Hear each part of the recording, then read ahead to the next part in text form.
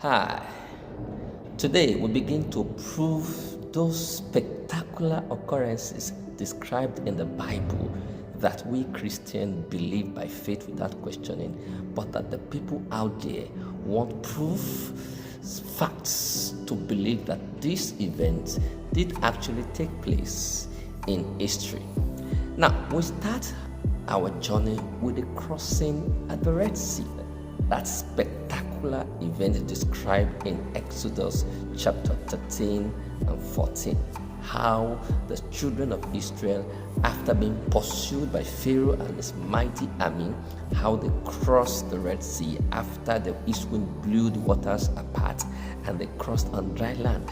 And then the Egyptians, thinking that this is an easy meat for them, pursued after them, and were told by the Bible that the waters came back and swallowed up the Egyptians and their host and everything that the Egyptian had. And then the Israelites were safe on the other side, and then they sang song of praise. Now, this story is one of the most spectacular stories described in the Bible. As a matter of fact, it became a benchmark of reference years later, even in the Bible, of the great God that the children of Israel serve. Up to today, even present-day Christians still refer to that event while describing the majesty, the power of the Lord God Almighty. So, back to basics. Did this event take place in history, or is it just the imagination of the writers of the Bible? So don't relax and let's go through it. All right. Now, in 1978, a pseudo-archaeologist or adventurist named Ron Wyatt, while prospecting for gold in the waters of the Red Sea on the side of Egypt in a place called Nuweiba in modern-day Egypt, accidentally discovered certain things that shattered the Christian world, albeit some were controversial, but some up to today has not been disputed. Now, what was that event? What was that discovery he found? At the bottom of the Red Sea, he discovered spokes of chariots, that is the wheels of chariots, consistent with the type of chariots that were used in the time of Egypt, in the time of the crossing of the Red Sea, and bones. That's years and years of being under sea and underwater had affected. Now, this large amount of bones and chariots and all the paraphernalia of a large army that was discovered in this place has been scientifically dated to the era of the crossing of the Red Sea by the Israelites. Secondly, to also support that discovery, in that area of Egypt called Nuweiba in modern times, there were two controversial pillars found in that area. Why did I say controversial? Because you see, the man Ron Wyatt was a controversial man. All right. Now, several of his findings were controversial. He claimed to have discovered so many things to prove the stories and the events described in the Bible as being authentic. But archaeologists and Association of Archaeologists have come time and time again to disprove some of the things he has discovered. However, this particular discovery of the crossing of the Red Sea is yet to be disproved, is yet to be argued against. Now, this pillar, I said controversial because there were stories around this pillar.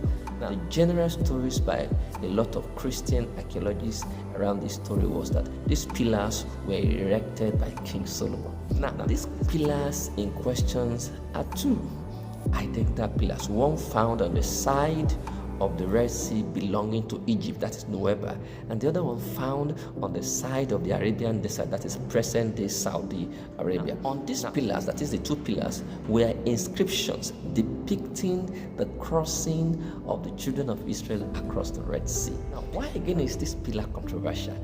It is because some said that this pillar was erected by Solomon.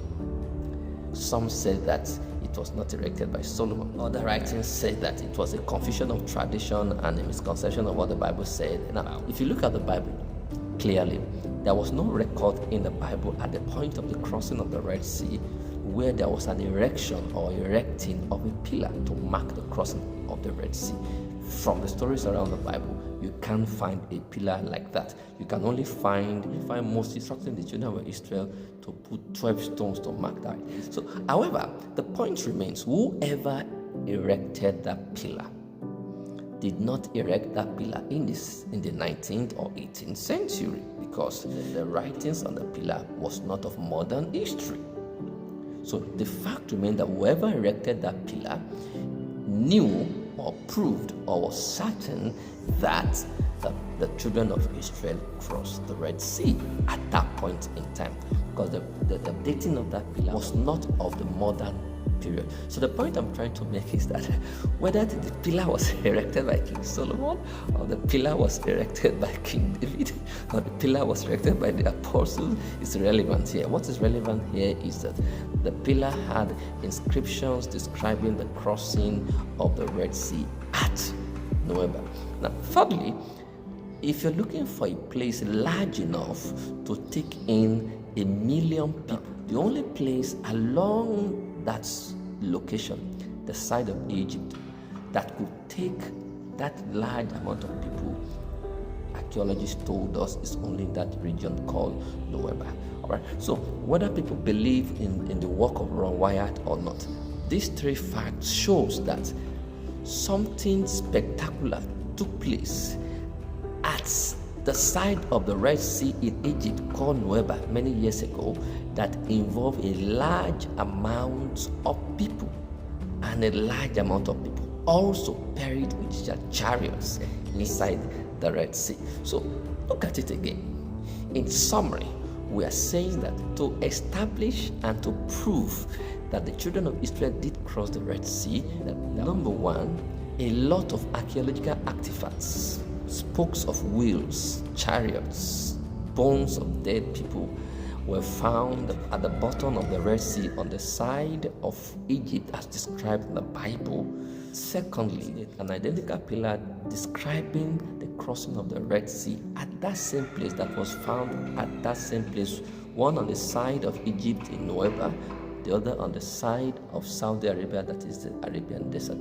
Thirdly, we're saying that that is the only place in that area, in that region, that could take that large amount of people at once to cross the Red Sea. All right. So if this doesn't convince you that this event did actually take place in history, then you need to dig deeper. Pastor Yada cannot help you. All right, see you next time as we continue in this series of proving spectacular events described in the Bible. Have a blessed day.